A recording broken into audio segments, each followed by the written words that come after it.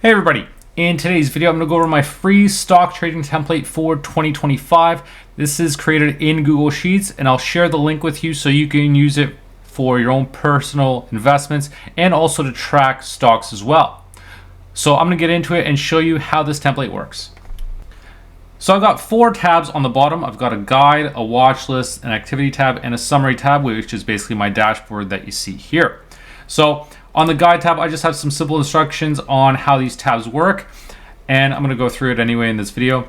So I've got a watch list here, and the idea is you just put in whatever stocks you want to track, and it's going to show you the percent change for that day. And this is going to populate on the summary tab. So it's going to sort this from best performing to worst performing. So if I go on the summary tab, you'll see I've got almost slightly like a ticker reel here where we've got now it doesn't move, but I see the stocks on my watch list that have been doing the best on the day.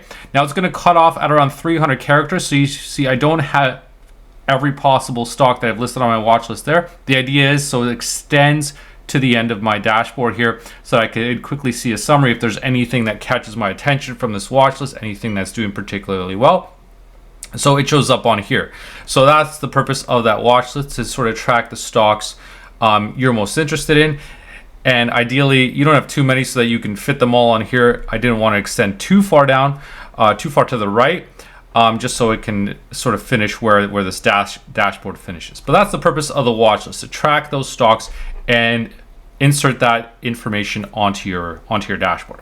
Now, the activity tab, this is where you're going to make your main entries. So I've entered in some fake transactions here. So I've got Meta Platforms, Alphabet, Nvidia, Microsoft. And so you enter a transaction date, the ticker symbol, and then you can select buy, sell, or if it's cash transaction. So this first transaction, I've got a 25,000 deposit. So it's a positive amount, so I'm depositing it. And that populates this cash balance over here. So you only need to enter everything up until the fees. Everything else is going to be a formula, so you don't want to override anything else, because this is going to calculate the cash balance, calculate the cash impact, calculate your gain or loss, and do all that for you. So only up until column G. So you're going to enter in, the stock you bought or sold. You can also enter in any cash or deposit amount on that line as well. So let's say you bought Meta Platform stock, but to do so you invested or you contributed $10,000 to your portfolio to make that purchase. So instead of doing a separate line for cash only, I've got here where I've got a buy order as well as a cash deposit amount. So you can enter both on the same line. If it's just strictly cash, then just use the cash. But if you're doing cash as well as making a buy, then you can enter that all on one line, just to make it easy. Ideally, this is where you just enter in cash deposits and withdrawals, which would be negative. And then we enter the quantity of the stock we've purchased, the price we purchased it for, any commission fees, things like that. And then everything else gets calculated here. The value, the average cost gets calculated, change in the cost basis. And so we've got all these other calculations. So that's really all you need to do, just entering your transactions on here.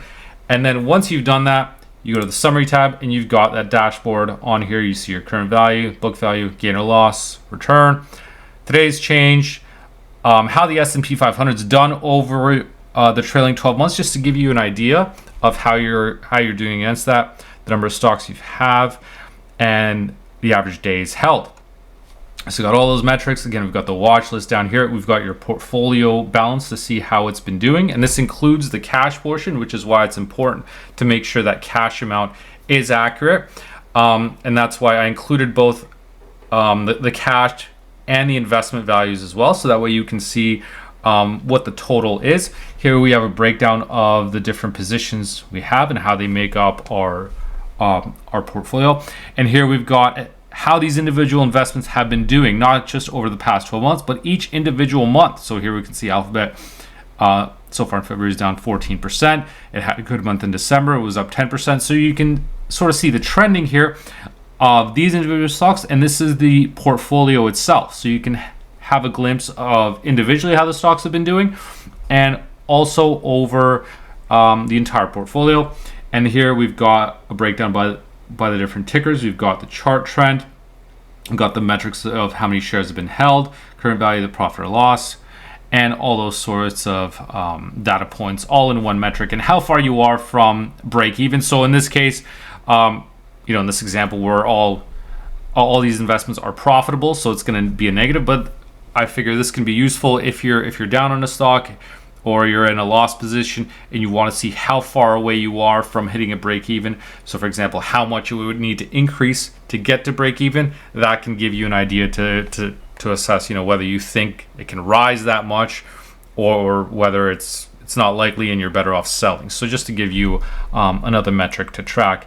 And then we've got the change for the previous day and the dollar change as well. So I did this in Google Sheets just because Google Sheets has that really useful Google Finance function where it can pull it in the current stock prices. In Microsoft Excel, you can pull in historical data, but it's not going to give you today's stock prices. It won't pull that in until Google Sheets is just much better at that and pulling in both the historical and the current prices. And so that's why I've done it in this in Google Sheets and created this template for you. So in the link for the description for this video, I've got you can click on that and you can see a post related to this template, and there'll be a link where you can download the file from there, and it's going to open up and prompt you to make a copy of this template so that you can use it for your own purposes. So it's going to have that sample data in here, so you can just override this with your information. You can delete any rows.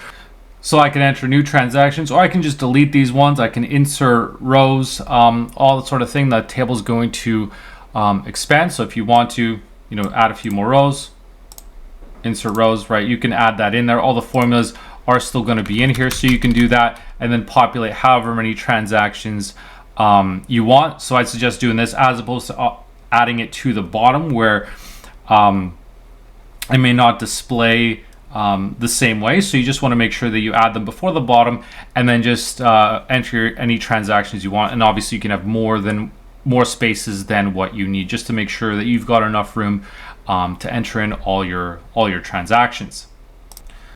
So this template is free to use, and I encourage you to leave any comments, suggestions, or feedback, whether positive or negative, just to let me know how the template works for you so that I can make improvements to make it better, and so that it can accommodate a lot more types of users. So please leave any of that feedback, whether you want to contact me or leave a comment here on this video. But please let me know what you think of this template and any suggestions you have for improvements. Other than that, thanks so much for watching, and make sure to like and subscribe for more.